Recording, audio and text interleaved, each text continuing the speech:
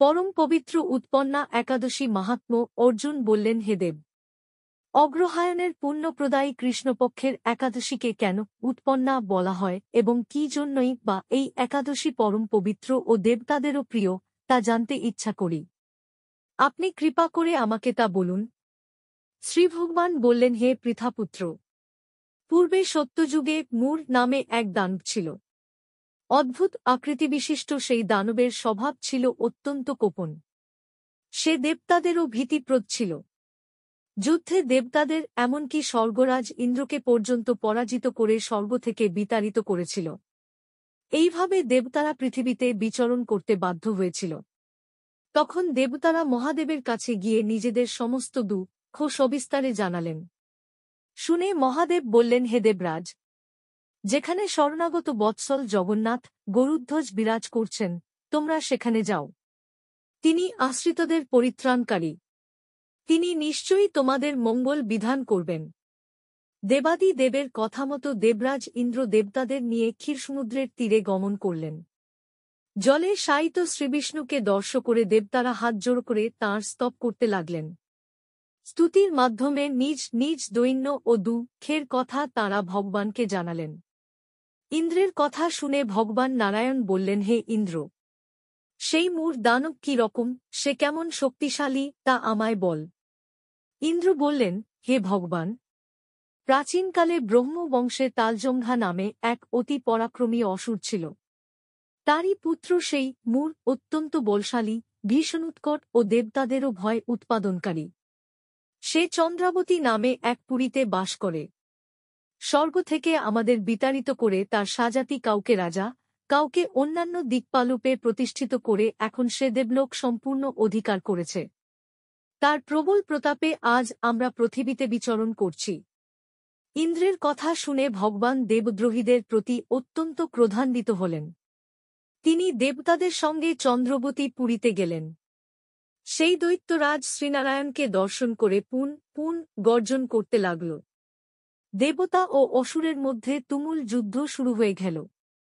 তখন যুদ্ধক্ষেত্রে শ্রীনারায়ণকে একা দেখে সেই দানব তাঁকে দাঁড়াও দাঁড়াও বলতে লাগল। শ্রীভগবানও ক্রোধে গর্জন করে উঠতে লাগল। শ্রীভগবানও ক্রোধে গর্জন করে বললেন, রে দুরাচার দানব, আমার বাহুবল দেখ। এই বলে অসুরপক্ষীয় সমস্ত যোদ্ধাদের দিব্য বাণের আঘাতে নিহত করতে লাগলেন। তখন তারা প্রাণভয়ে নানা দিকে পালাতে লাগল। সেই সময় নারায়ণ দৈত্য সৈন্যদের মধ্যে সুদর্শন চক্র নিক্ষেপ করলেন।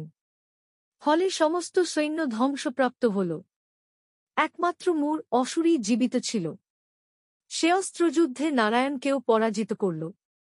তখন নারায়ণ দৈত্যের সাথে বাহুযুদ্ধে লিপ্ত হলেন। এইভাবে দেবতাদের হিসাবে 1000 বছর যুদ্ধ করেও ভগবান তাকে পরাজিত করতে পারলেন না। তখন শ্রীহরি বিশেষ চিন্তান্বিত হয়ে বদরিকাশ্রমে গমন করলেন। সেখানে সিংহাবতী নামে একটি গুহা আছে। এই গুহাটি এক দ্বার বিশিষ্ট এবং 12 যোজন অর্থাৎ 8-6 মাইল বিস্তৃত। ভগবান বিষ্ণু সেই গুহার মধ্যে শয়ন করলেন। সেই দৈত্য তার পিছন পিছন ধাবিত হয়ে গুহার ভিতরে প্রবেশ করল। সে বিষ্ণুকে নিদ্রিত বুঝতে পারল। অত্যন্ত আনন্দিত হয়ে ভাবতে লাগলামার সাথে যুদ্ধে পরাজিত হয়ে বিষ্ণু এখানে গোপনে শুয়ে আছে। এখন আমি তাকে অবশ্যই বধ করব। দানবের এই রকম চিন্তার সঙ্গে সঙ্গে শ্রীবিষ্ণুর শরীর থেকে একটি কন্যা উৎপন্ন হল। এই কন্যাই উৎপন্না একাদশী।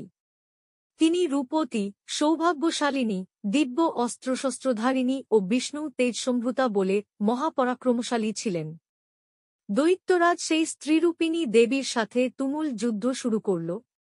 কিছুকাল যুদ্ধের পর দেবীর দিব্য তেজে অসুর ভস্মীভূত হয়ে গেল। তারপর বিষ্ণু জেগে উঠে সেই ভস্মীভূত দানবকে দেখে বিস্মিত হলেন।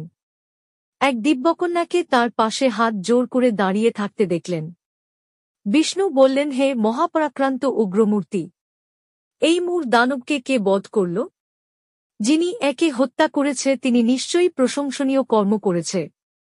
সেই কন্যা বললেন, হে প্রভু, আমি আপনার শরীর থেকে উৎপন্ন হয়েছি। আপনি যখন ঘুমিয়েছিলেন তখন এই দানব আপনাকে বধ করতে চেয়েছিল। তা দেখে আমি তাকে বধ করেছি। আপনাদের কৃপাতেই আমি তাকে বধ করতে পেরেছি। একথা শুনে ভগবান বললেন, আমার পরাশক্তি তুমি একাদশীতে উৎপন্ন হয়েছ, তাই তোমার নাম হবে একাদশী। আমি এই ত্রিলোকে দেবতা ঐশীদের অনেক বর প্রদান করেছি। হে ভদ্রে, তুমিও তোমার মনমতো বর প্রার্থনা কর, আমি তোমাকে তা প্রদান করব। একাদশী বললেন, হে দেবেশ, ত্রিভুবনের সর্বত্র আপনার কৃপায় সর্ববিঘ্ননাশিনী ও সর্বদায়িনী রূপে যেন পরম পূজ্য হতে পারি, এ বিধান করুন। আপনার প্রতি ভক্তিবশত যারা শ্রদ্ধা সহকারে আমার ব্রত উপবাস করবে, তাদের সর্বসিদ্ধি লাভ হবে, এই বর প্রদান করুন। বিষ্ণু বললেন, হে কল্যাণী, তাই হোক। উৎপন্না নামে প্রসিদ্ধ তোমার ব্রত পালনকারীর সমস্ত ইচ্ছা পূর্ণ হবে। তুমি তাদের সকল মনোবাসনা পূর্ণ করবে, এতে কোন সন্দেহ নেই। তোমাকে আমার শক্তি বলে মনে করি, তাই তোমার ব্রত পালনকারী সকলে আমারই পূজা করবে। এর ফলে তারা মুক্তি লাভ করবে। তুমি হরিপ্রিয়া নামে জগতে বিখ্যাত হবে। তুমি ব্রতপালনকারীর শত্রুবিনাশ, পরমগতি দান এবং সর্বসিদ্ধি প্রদান করতে সমর্থ হবে। ভগবান বিষ্ণু এইভাবে উৎপন্না একাদশীকে বরদান করে অন্তর্হিত হলেন। সমস্ত ব্রতকারী দিবারাত্রি ভক্তিপরায়ণ হয়ে এই উৎপন্না একদশীর উৎপত্তির কথা শ্রবণ কীর্তন করলে শ্রীহরির আশীর্বাদ লাভে ধন্য হবেন।